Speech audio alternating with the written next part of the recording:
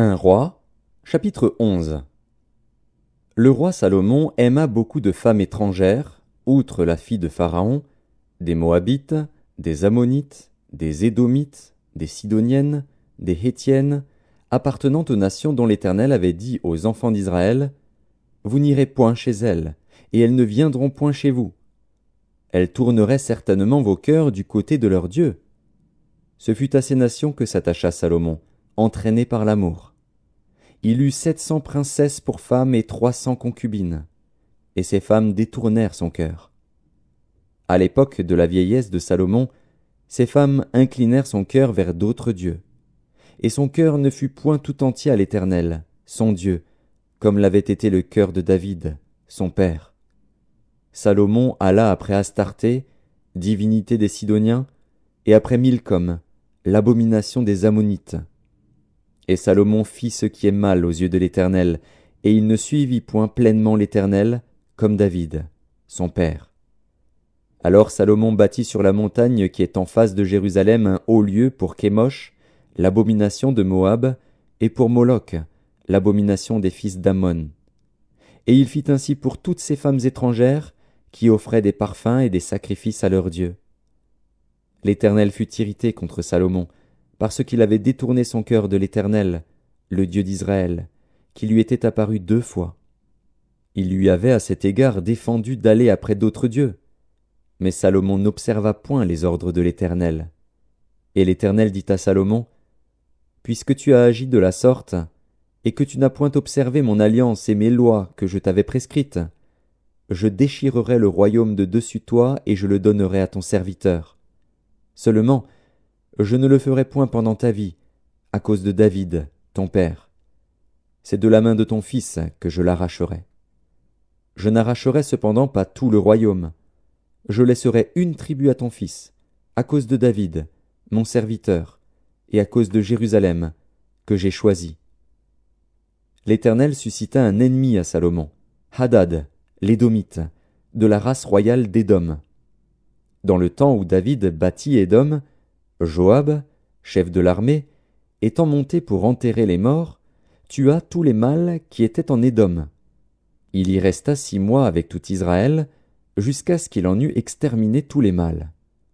Ce fut alors qu'Hadad prit la fuite avec des Édomites, serviteurs de son père, pour se rendre en Égypte. Hadad était encore un jeune garçon. Partis de Madian, ils allèrent à Paran, prirent avec eux des hommes de Paran, et arrivèrent en Égypte auprès de Pharaon, roi d'Égypte. Pharaon donna une maison à Hadad, pourvu à sa subsistance, et lui accorda des terres. Hadad trouva grâce aux yeux de Pharaon, à tel point que Pharaon lui donna pour femme la sœur de sa femme, la sœur de la reine Tachpénès. La sœur de Tachpénès lui enfanta son fils Guénubat. Tachpénès le sevra dans la maison de Pharaon, et Guénubat fut dans la maison de Pharaon, au milieu des enfants de Pharaon. Lorsqu'Hadad apprit en Égypte que David était couché avec ses pères, et que Joab, chef de l'armée, était mort, il dit à Pharaon, « Laisse-moi aller dans mon pays. » Et Pharaon lui dit, « Que te manque-t-il auprès de moi, pour que tu désires aller dans ton pays ?» Il répondit, « Rien, mais laisse-moi partir. » Dieu suscita un autre ennemi à Salomon, Rezon, fils d'Eliada, qui s'était enfui de chez son maître Hadadézer, roi de Tsoba. Il avait rassemblé des gens auprès de lui, et il était chef de bande lorsque David massacra les troupes de son maître. Ils allèrent à Damas, et s'y établirent, et ils régnèrent à Damas. Il fut un ennemi d'Israël pendant toute la vie de Salomon, en même temps qu'Hadad lui faisait du mal, et il avait Israël en aversion. Il régna sur la Syrie. Jéroboam aussi, serviteur de Salomon, leva la main contre le roi. Il était fils de Nébat, Éphratien de Tseréda, et il avait pour mère une veuve nommée Tsérua. Voici à quelle occasion il leva la main contre le roi. Salomon bâtissait Milo, et fermait la brèche de la cité de David, son père. Jéroboam était fort et vaillant, et Salomon, ayant vu ce jeune homme à l'œuvre, lui donna la surveillance de tous les gens de corvée de la maison de Joseph. Dans ce temps-là, Jéroboam, étant sorti de Jérusalem, fut rencontré en chemin par le prophète Akija de Silo, revêtu d'un manteau neuf. Ils étaient tous deux seuls dans les champs. Akija saisit le manteau neuf qu'il avait sur lui, le déchira en 12 morceaux, et dit à Jéroboam: « Prends pour toi 10 morceaux. Car ainsi parle l'Éternel, le Dieu d'Israël.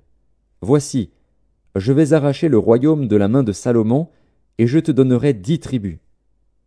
Mais il aura une tribu, à cause de mon serviteur David, et à cause de Jérusalem, la ville que j'ai choisie sur toutes les tribus d'Israël. Et cela, parce qu'ils m'ont abandonné, et se sont prosternés devant Astarté, divinité des Sidoniens, devant Kémosh, dieu de Moab, et devant Milcom, dieu des fils d'Ammon, et parce qu'ils n'ont point marché dans mes voies pour faire ce qui est droit à mes yeux et pour observer mes lois et mes ordonnances, comme l'a fait David, père de Salomon. Je n'ôterai pas de sa main tout le royaume, car je le maintiendrai prince tout le temps de sa vie, à cause de David, mon serviteur, que j'ai choisi, et qui a observé mes commandements et mes lois. Mais j'ôterai le royaume de la main de son fils, et je t'en donnerai 10 tribus. Je laisserai une tribu à son fils, afin que David, mon serviteur, ait toujours une lampe devant moi à Jérusalem, la ville que j'ai choisie pour y mettre mon nom. Je te prendrai, et tu régneras sur tout ce que ton âme désirera, tu seras roi d'Israël. Si tu obéis à tout ce que je t'ordonnerai, si tu marches dans mes voies et si tu fais ce qui est droit à mes yeux, en observant mes lois et mes commandements, comme l'a fait David, mon serviteur, je serai avec toi. Je te bâtirai une maison stable, comme j'en ai bâti une à David, et je te donnerai Israël. J'humilierai par là la postérité de David, mais ce ne sera pas pour toujours. » Salomon chercha à faire mourir Jéroboam, et Jéroboam se leva et s'enfuit en Égypte auprès de Shishak, roi d'Égypte. Il demeura en Égypte jusqu'à la mort de Salomon. Le reste des actions de Salomon, tout ce qu'il a fait, et sa sagesse, cela n'est-il pas écrit dans le livre des actes de Salomon? Salomon régna 40 ans à Jérusalem sur tout Israël. Puis Salomon se coucha avec ses pères, et il fut enterré dans la ville de David, son père. Roboam, son fils, régna à sa place.